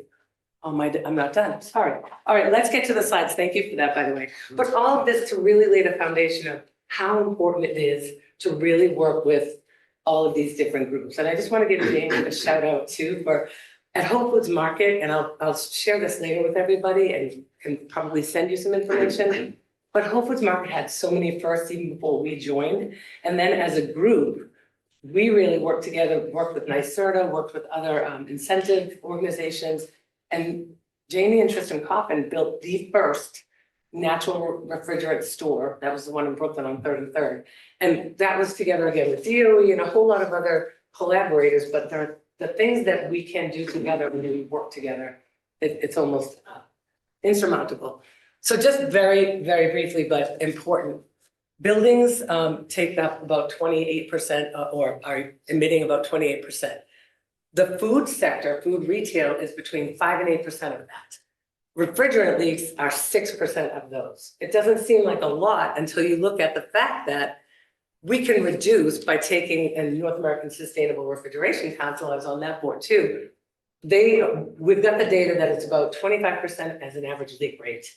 And then if stores can get to a 5%, which we know they can because we've got several supermarkets around the country that have shown that, that is going to save or get it down from 1566 to 311. If you multiply that by the number of stores in the country, it's huge. And ultimately add that with energy efficiency, we could reduce emissions by about half. But the inverse there is that it's mainly by refrigerants, not energy anymore. A lot of energy improvements have already been made. Okay, this is too detailed anyway, so we can get into this later, but all again to say, collaborate, cooperate, correlate, and continuate. That's that whole lifecycle management cycle of really working with the data that you have, but then partnering and telling stories with all the stakeholders that you have as well. It starts at design and engineering, vendor training, facilities and operations, and then across your whole portfolio. But it's really making sure that this is a virtuous circle and never ends. So thank you for bearing with me for that. I do think Kathy just brought a really, really interesting sort of like perspective here of, you know, how many players there are in the room that need to be connected, the necessary speed of trust that helps to actually like move things forwards faster. So Kathy, thank you for that. If everybody has, well, bear with me for a moment while I put my glasses on and start looking at some of these questions here, but we have been receiving a lot through the QR code. So thank you to everybody who submitted online. I think for timing perspective, we've probably only got time for about 2 or 3. And then I want to make sure that we end on time and everybody else has the chance to move on with the rest of the day. So I'm going to start off actually with a couple of specific ones because hopefully they'll make it easier to answer. So I have one here for Mike, and it's actually a little bit more to talk specifically about. Can you tell us more about the end of life refrigerant capture in terms of like how technically challenging is it? How costly is it? And, you know, I think beyond that, you know, is there ever a decision when you would decide to either destroy refrigerant or keep it into the reclamation market? Yeah, so good question. Probably the biggest place where there's cost is on the recovery side. Because it's cost and it's the right behavior when a technician, and there's hundreds of thousands of technicians in the United States, to include your homes and grocery stores and everything in between. It's really working with that group, right? And a lot of contractors in the HVAC side are small mom and pop, 3 to 5 employee businesses, right? And so time is valuable for them. And so it's making sure that you're able to provide an incentive to get them to do the right thing. And also making sure they have the right equipment to do it, right? They need a cylinder. The cylinders aren't inexpensive. So it's finding a way for industry to do that is probably the biggest piece of that. The rest is pretty easy. I mean, the technology for reclamation, yes, there's different flavors of gases and they get mixed with different things. But the technology has been advancing and refining itself over the last 30 years. There's very little product at the end of life that you actually need to destroy. In some cases, products like the CFCs, you simply destroy because there's no value for them in the marketplace, right? From a use standpoint. But a lot of the mixed HFC refrigerants, are building blocks for the new refrigerants, right? The next generation of refrigerants, in a lot of cases, are 75% HFC. So you rip the old stuff apart, you take the good pieces, you put it back together, you've got 30 to 50 years more feedstock to make the new chemicals from the old chemicals. So for us, it's probably, and every reclaimer refrigerant management company is a bit different, but we probably destroy less than 1%, maybe 0.5% of our total stock. Yeah, okay, right. I'm gonna jump right in and I'm going to change fields or lanes a little bit here. This is a question, Helen, that either you or Hoya, you could respond to. So it's talking really about access and use of public sector financing to support clean energy and climate related projects. And just from your perspective, understanding like as we're transitioning and looking to invest more in refrigerant management initiatives and looking to invest in natural refrigerant alternatives, have you had an experience or what would your recommendations be around how we should be leveraging these private forms of So, you know, I think, Zoe, I always think about mom and pop grocery stores when I think about who is most maybe desperate in this space, right? So if we think about grocery stores, either in urban areas that are at risk of becoming, you know, a food desert, or even rural areas where, you know, maybe it used to be part of a chain, but now it, you know, the chain is kind of gone by the wayside and they're kind of often independent by themselves, right? Those margins are razor thin. You know, 1 to 3% for retail as a whole kind of margins, and then those grocery stores are down in the 1% range. So I always think about those folks as they have the older systems that are distributed. There's a lot of refrigerant flowing through the store to different cases. Some people say miles, I don't know about that, but lots of refrigerant flowing through, lots of joints and pipes that are opportunities to leak. And so helping them to upgrade their architecture to, you know, new technologies and new refrigerants and those shorter pipe runs so that it's not such a bad opportunity to leak. And that's the really high global warming potential, 3,922 refrigerant that we really don't want to have out there leaking. And that equipment can be band-aided and pieced back together for decades. And that's, you know, for bang for the buck, that's where I think about from my perspective. And I mean, have you had any experience? I mean, does IKEA essentially put everything on its own balance sheets or? Yeah, so at IKEA, we pay for all the replacement ourselves, but we do work a lot with Department of Energy and Rail on, you know, trying to work with the suppliers, trying to, you know, come up with some strategies to focus the fundings in the right way. Zoe, can I answer that, please? Yes, I know, I was going to like, and you were going to add on. Thanks to both of you too, but that was one of the big areas that we really tried to work with utility companies and the public sector. Like I mentioned, a lot of states energy efficiency organizations, NYSERDA. They're even working with retailers now, not just food retailers, and I didn't get to it, but the sort of life cycle, end of life equipment and aging. And that is a huge issue right now for businesses, and even the mom and pops definitely, but even the larger industries, you'd be surprised where oh, wow, we have 30-year-old pieces of equipment and we can't afford that because we would have to literally spend hundreds of millions of dollars over the next couple of years. So that means we can't really build, but working together with those utility companies, the state's energy efficiency in California has incentives now, I think, for converting and retrofitting some of the refrigerants, and then really looking into all other kinds of, there's dsire.org. I don't know if it still keeps up, but there are a lot of those opportunities out there, and some of them even economic development, to your point too. But again, it's really getting in and uncovering them all, but there are definitely resources out there.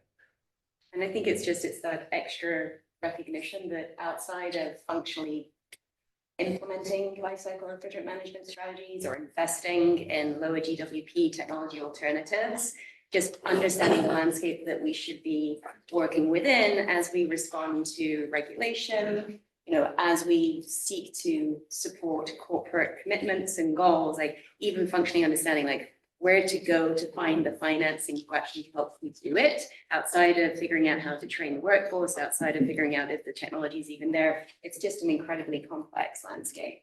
I have a question here for Dave, specifically that's really talking about does Stultz perform any third-party support and maintenance of its data center cooling systems to help support the use of reclaimed refrigerant? So good question. The answer is kind of. No, so Stultz works through a trained group we call our PSNs, or Product Support Network. These are folks that we have brought to our main headquarters in Frederick, Maryland. We've taught them how to work on our equipment specifically. And in that, we show them how the proper ways to reclaim and charge refrigerant as necessary. And then if the owner is interested in reclaimed refrigerant, we would certainly be willing to charge the units with that. I have to throw this out there just because the industry I am in is has an embarrassment of riches and is extremely risk adverse. We don't use a lot of reclaimed refrigerant. We should be. But that is a yet. That can be our action item maybe, but it's fun. Okay, so Scott, I've got one for you, and then we'll do a time check as well. So this is certainly one, Scott, that I think you or others could provide some perspective on, and I think it really talks specifically to how do we encourage recovery specifically within the market, and to provide, your thoughts of whether we think potential extended producer responsibilities, those EPR bills, like how helpful are they as a policy instrument to promoting lifecycle refrigerant management? So maybe that's something that you and Mike can tag on.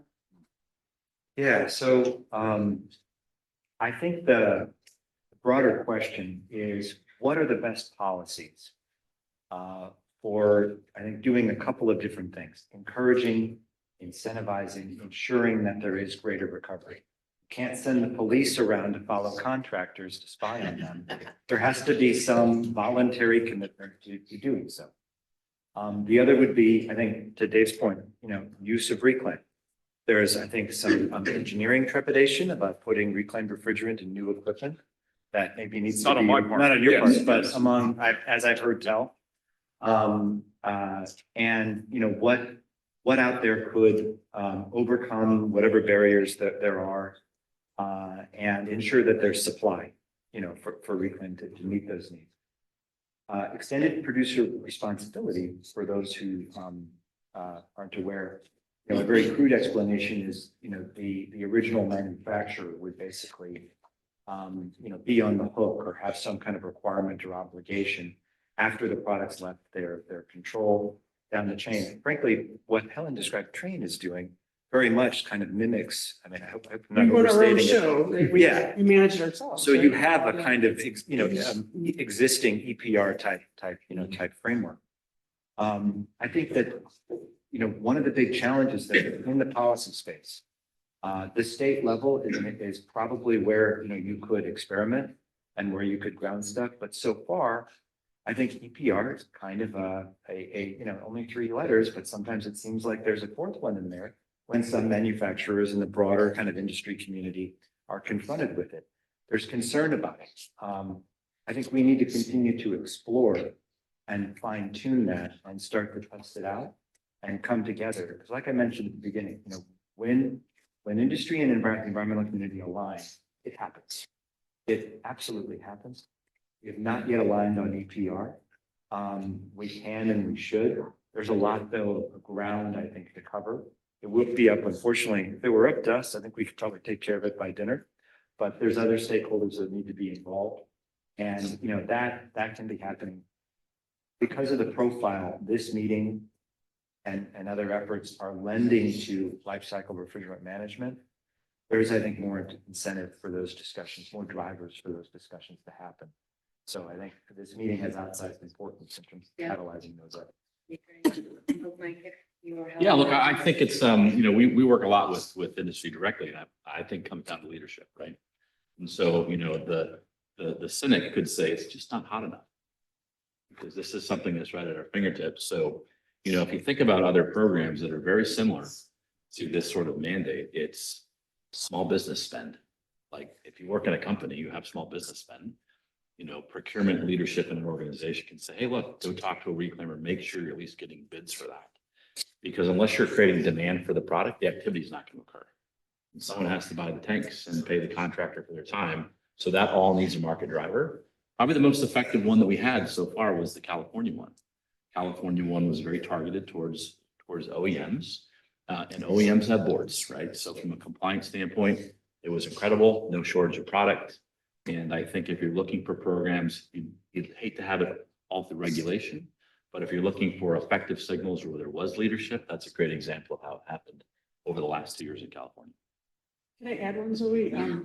So in Australia for 30 years, they've been requiring a small fee for every pound of or kilogram of refrigerant that comes into the country. So you bring a kilogram in, you pay a small fee, and industry came together and came up with Refrigerant Reclaim Australia, and they were paying out $10. So split between the distributor and the contractor.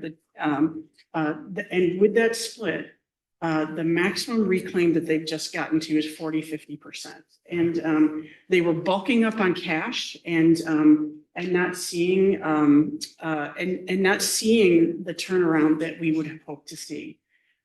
We are experimenting. We are running experiments, right? As a company, we are running an experiment that has been greatly successful for where we have that visibility and control. I would guess that we are not successful where we don't have that visibility and control.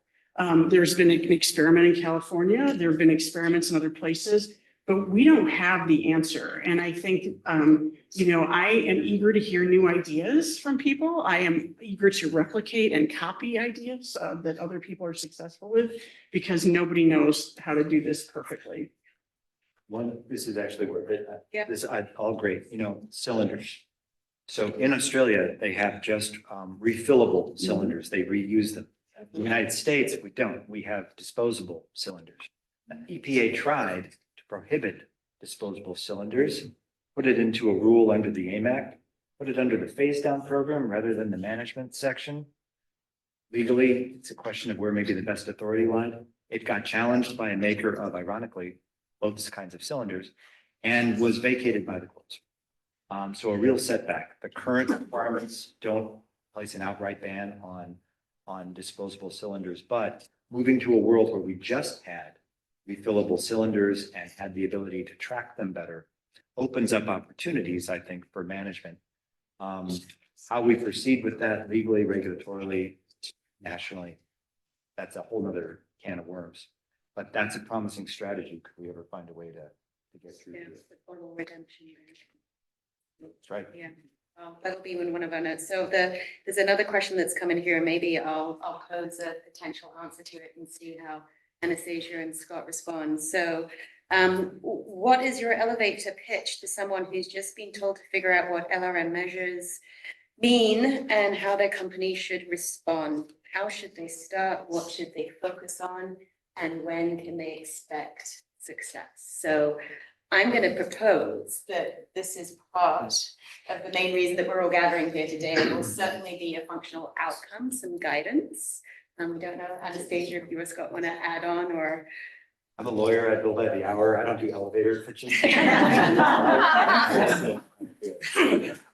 Well, stand up for a second. I would love to hear some other real world examples. How I think I would pitch it is that, like, you're wasting money by leaking and emitting all these valuable gases, first of all. Second, you're contributing to climate change. That's not a good thing.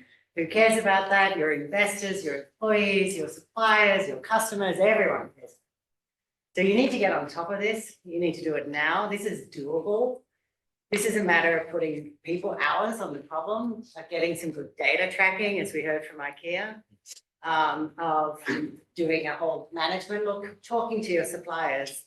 I think it's really quite a straightforward one compared to some other decarbonization efforts that are going on.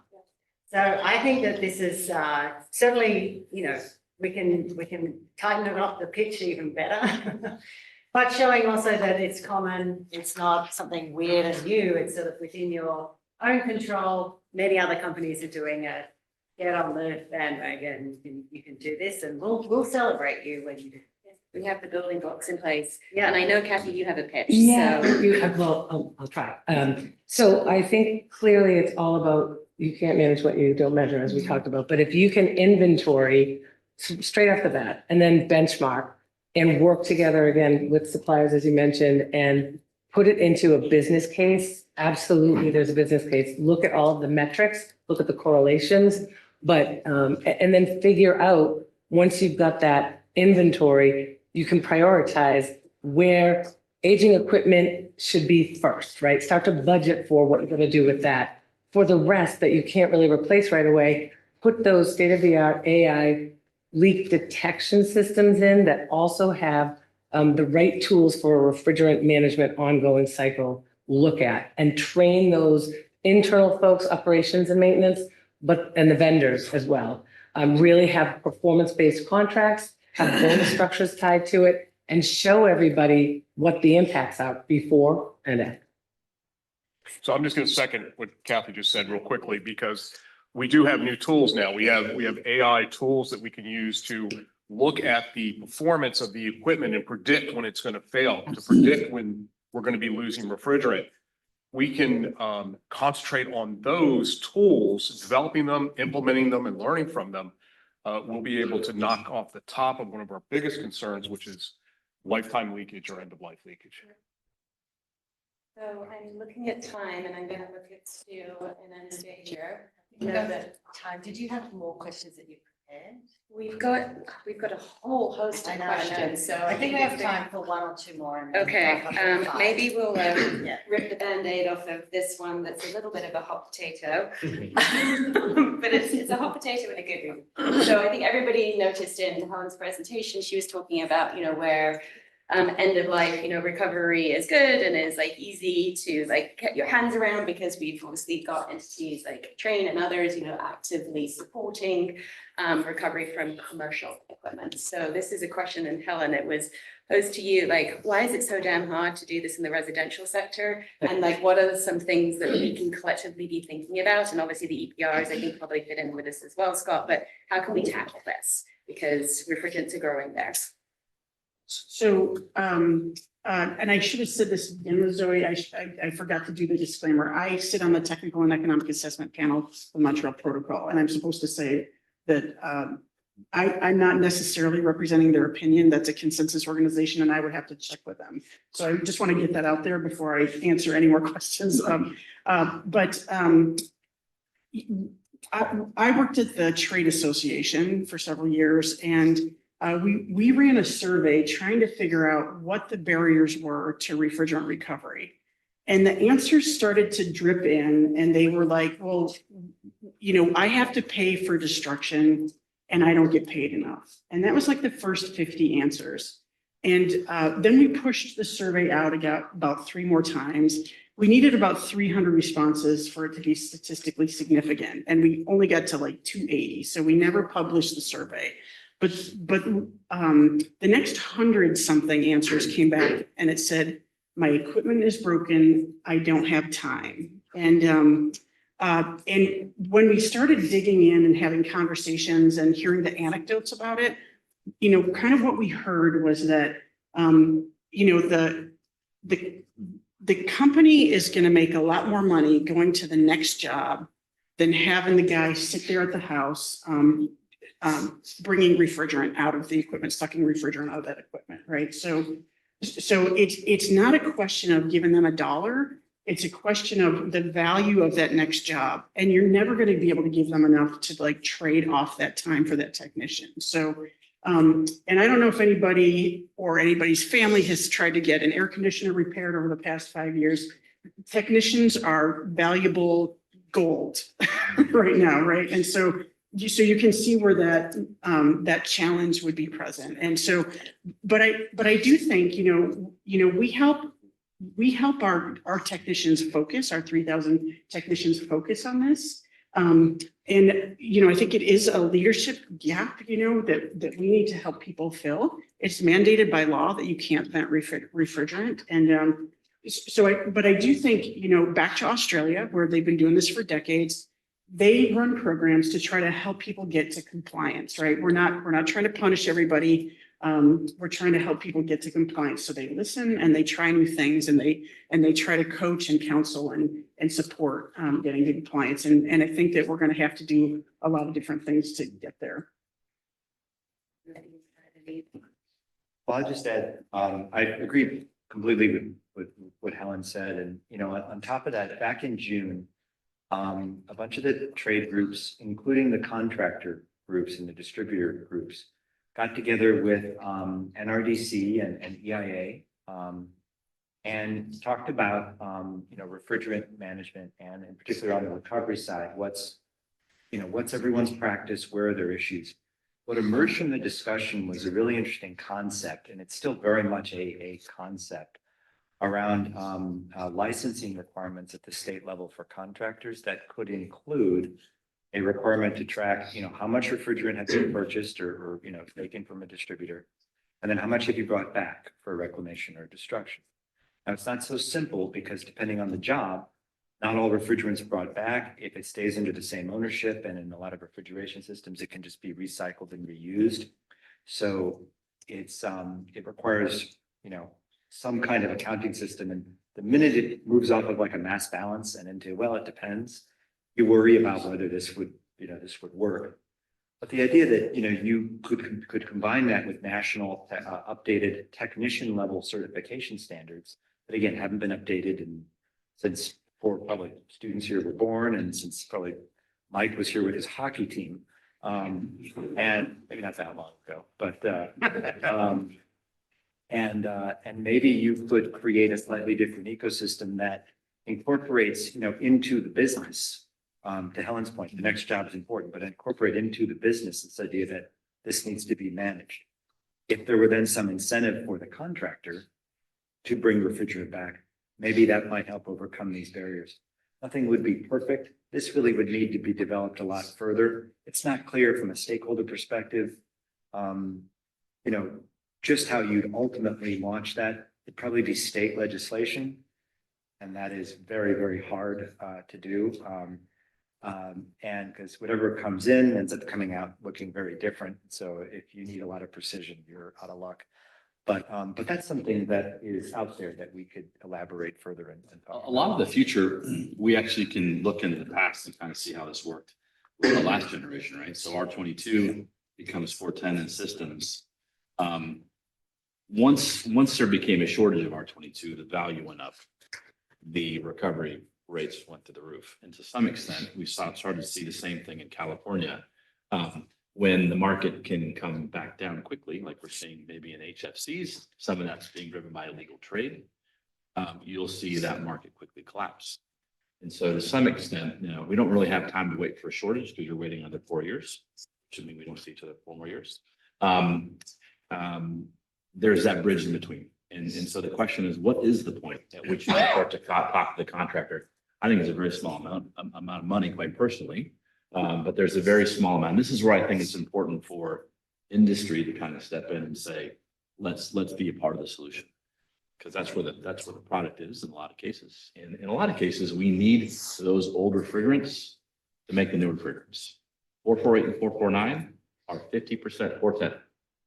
So if you want to think about where does the grocery store get its gas in 2029, it gets it from your home's AC system. So it's that easy. A little bit of automotive refrigerant, a couple other HFOs, and away we go. So finding that bridge in the near term is super important. And I think it's really heavily laden on the incentive side. Yep. In the US. There's 2 quick things. One is supermarket's so different. So maybe HVAC, but definitely not refrigeration systems. That's where there's been a little bit of a challenge and barriers. Is there weren't many codes that specified what a refrigeration system should be for efficiency. Now there are for cases, but not for the systems. And they are so customized and so unique. I think we should be pushing for natural refrigerants wherever possible. But when you think about what BMW does or what some other industries do, where they make everything so diagnostic, you know, able with simple things, and they've got 2 or 3 systems that they might mix and match for modular sizing and whatever. We've got to get to systems that are much more simply designed. And I think fortunately with natural refrigerants and water and other types of things, that will help. And then we have to create a demand for the service industry. We've been talking at FMI for years that we do not have enough refrigeration technicians. HVAC technicians now is dealing with the same thing. But if we can figure out how to get at that as well and start a new generation of technicians and have them understand the whole life cycle more and maybe figure it out with business and education. I feel like we've given ourselves a topic for another 3 days. Yes. Unfortunately, we don't have that. We've got a few moments for Stu to wrap things up, but I did just want to say thank you again for joining me here, for your presentations, for the conversation as well. You're certainly leading. There's still a lot of work to be done, but this at least inspires me to feel that we can do it together. So thank you.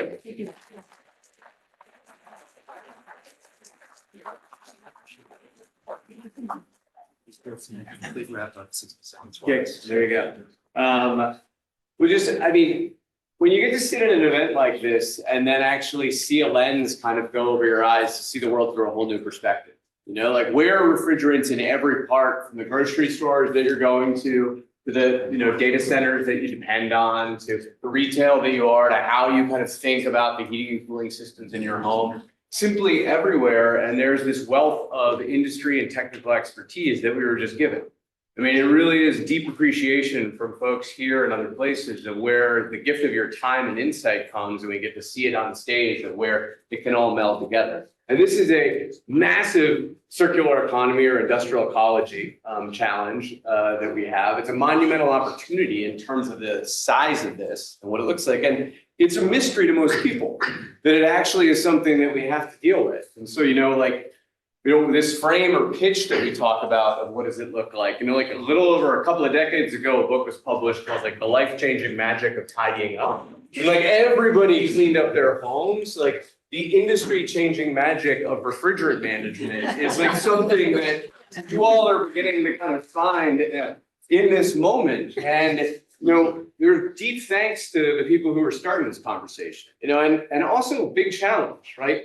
When we think about when people do really good work, it's a mix of challenge and skill.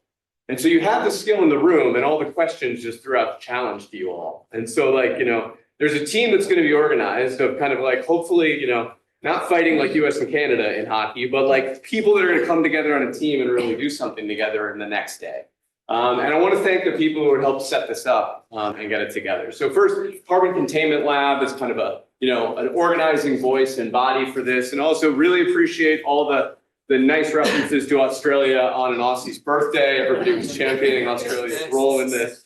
I'd like to thank the supporting sponsors, REEF, Sustainable Purchasing Leadership Council, for doing this, the Climate and Clean Air Coalition for making it known and available to the public, everybody for tuning in online and in person, deep appreciation there. The funders of the event, ISPS, the Spitzer Foundation, the Carbon Containment Lab, and the Center for Business and the Environment, and the team behind the scenes, Kathy Hogler, Ali Weigel, Salim, all the people who put this together. We really deeply appreciate all the work that you've done. And thanks for being here.